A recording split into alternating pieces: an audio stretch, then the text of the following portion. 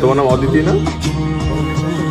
বাবার পরিচয়ে নয়, নিজের পরিচয়ে মিডিয়াতে শক্ত অবস্থান তৈরি করেছেন ফারহানা নামে পরিচিত ইশরাত অতিথি।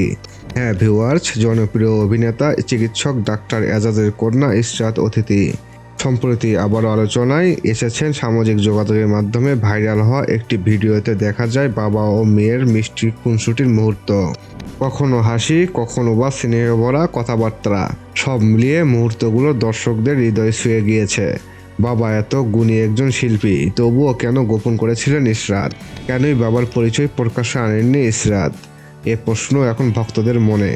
তবে অনেকেই বলেছেন ইশরাত নিজের যোগ্যতায় আর পরিশ্রম দিয়ে মিডিয়াতে জায়গা করতে চেয়েছিলেন, বাবার কাঁধে ভর করে এগোতে চাননি। জানা যায় একটি পারিবারিক আয়োজনে মেয়েকে দেখে গর্বে ভরে উঠেছেন ডাক্তার এজাজ।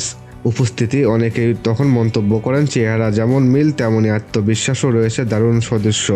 তবে ইশরাত কখনোই বাবার পরিচয়কে সামনে রেখে এগোতে চাননি, বরং নিজের মেধা, অভিনয় ও পরিশ্রম দিয়ে ছবি অঙ্গনে জায়গা করে নিয়েছিলেন তিনি। সম্প্রতি ভাইরাল নাটক এটা আমাদের গল্পে ফারহানা চরিত্রে অভিনয় করে ব্যাপক প্রশংসা কামিয়েছেন তিনি। তার স্থপতি অভিনয়, সংলাপ বলার সাবিলতা আর অভিব্যক্তির গভীরতার দর্শকদের মন জয় করেছেন তিনি।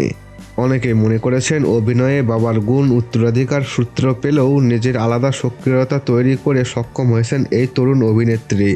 নতুন প্রজন্মের এই মুখ ইতিমধ্যেই প্রমাণ করেছে তারকা খ্যাতির ছায়া নয়, প্রাকৃত পরিচয় গড়ে ওঠে মেধার কঠোর পরিশ্রমে।